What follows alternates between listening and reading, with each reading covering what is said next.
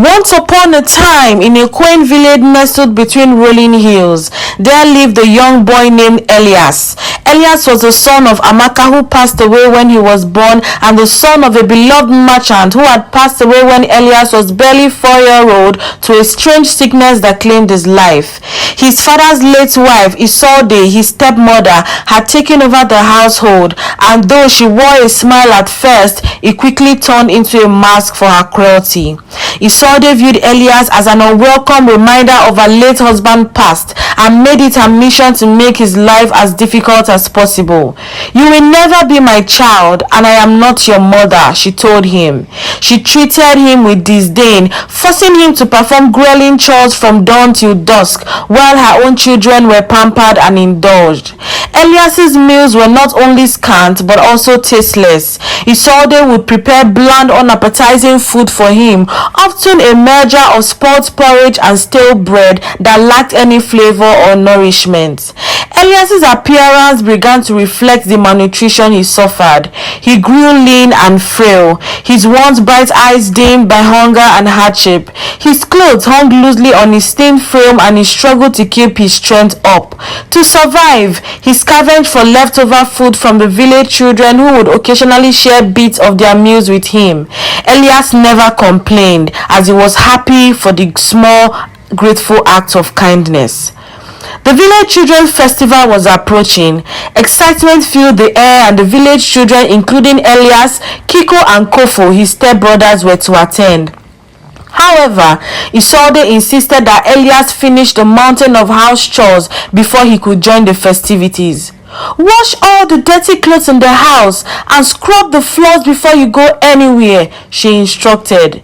Kiko and Kofo went to the festival early, while Elias was left behind washing clothes and scrubbing floors. As soon as Elias was done with his house chores, he left for the festival to join other children in the celebration.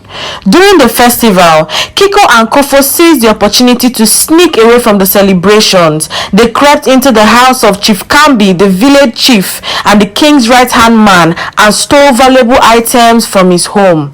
The next day, the theft was discovered and the entire village was thrown into disarray.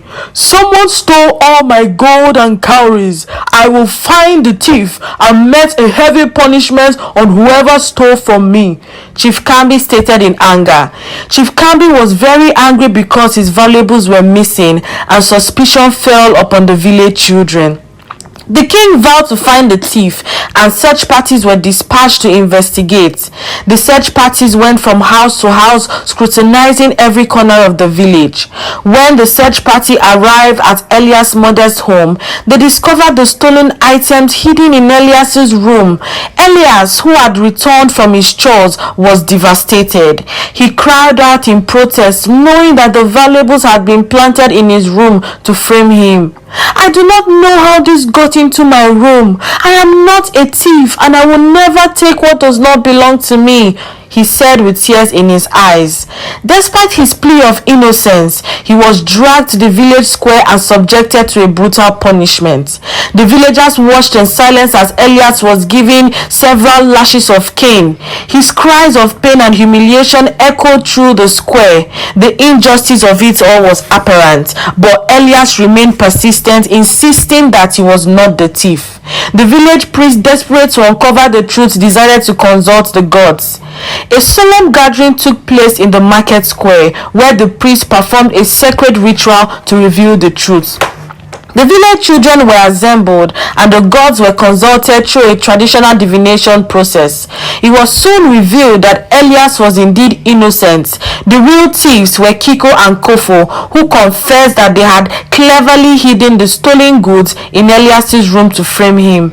"Please forgive us. It was not our intention to do that to Elias," they said with tears in their eyes. Yet, the villagers did not feel any pity for them with what had been done to Elias, as the boy was mercilessly flogged and faced further punishment if the truth had not been revealed in due time. The revelation brought a wave of regret and shame over the villagers. They felt deeply sorry for Elias, whose suffering had been a result of a cruel setup. The king, moved by Elias' unjust punishment and his steadfast innocence, issued a decree. Elias was offered a new place in the palace as one of the palace children, a position that promised safety and honor. This news did not sit well with Isolde, his stepmother, as she was very unhappy that Elias would leave her sight, and all her plans to jeopardize the opportunity given to Elias proved unfruitful. Kiko and Kofo, on the other hand, faced severe consequences for their actions.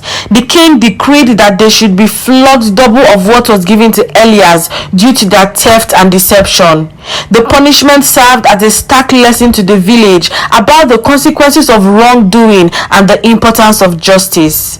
Elias' life changed dramatically. He moved to the palace where he was treated with respect and given opportunities for education and growth. His resilience and integrity earned him a special place in the king's favor. As for Kiko and Kofo, their punishment was a sober reminder of the impact of their actions. Elias never lost sight of his dream of education. The village school was a beacon of hope. Determined to change his fate, Elias worked tirelessly. He gathered firewood, repaired tools, and ran errands for the king's men.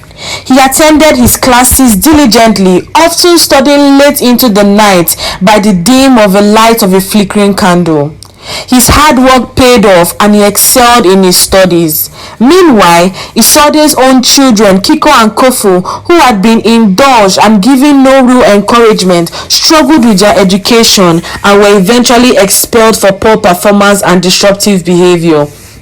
As Elias approached his final exams, he put forth every ounce of effort he had.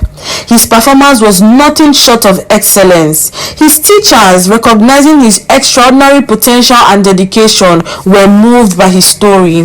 When the results were announced, Elias' remarkable academic achievement was celebrated. His exceptional results and perseverance earned him a prestigious scholarship to study abroad. The news of Elias' scholarship spread throughout the village and was met with admiration and respect from those who had witnessed his struggles. His journey from a mistreated child to a scholarly success story was nothing short of inspirational. Elias traveled to a renowned university abroad where he continued to excel. His intellect and kindness earned him accolades and several opportunities. Years passed and Elias' success did not distance him from his past. One winter, Elias received word that Isolde had fallen gravely ill. His once cruel stepmother was now suffering from a very strange illness and her health was deteriorating rapidly. Despite bitterness from his past, Elias felt a pang of compassion and he knew that holding on to resentment would only hinder his own peace. Elias made the decision to help his stepmother Isolde. He traveled back to the village where he found Isolde in a modest rundown house. Her illness having drained her resources and her physical appearance looked very pale. Elias, I am very sorry for all I have done to you. I maltreated you and did not treat you like my own child. I was not there when you needed a mother and I did not treat you like your mother would have done if she were alive. I do not deserve your sympathy and kindness you have shown me, she said with tears in her eyes. Elias could not say anything else as tears rolled down his eyes.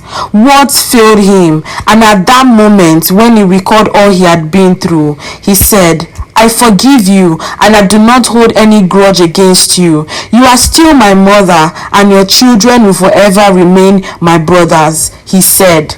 Elias paid for Isolde's medical bills and ensured she received the best care available. The act of forgiveness was a healing balm for Elias and it allowed him to move forward with a clear heart. Elias did not stop there. He also reached out to Isolde's children who had struggled and dropped out of school, understanding the hardship they faced and the lack of support they had received. Elias offered them assistance to further their education. He arranged for them to attend a vocational training program and provided them with the resources they needed to succeed.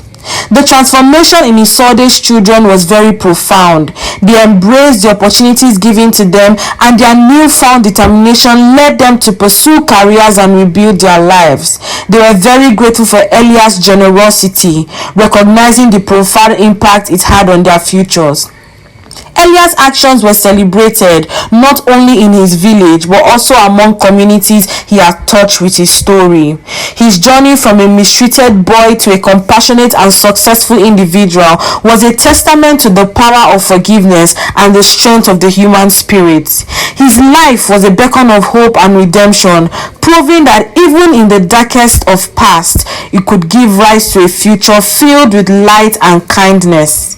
In the end, Elias found peace knowing that he had transcended his suffering, transforming it into a force for good. His story was a powerful reminder that even in the face of cruelty and hardship, one's capacity for compassion and forgiveness can illuminate a path to greatness.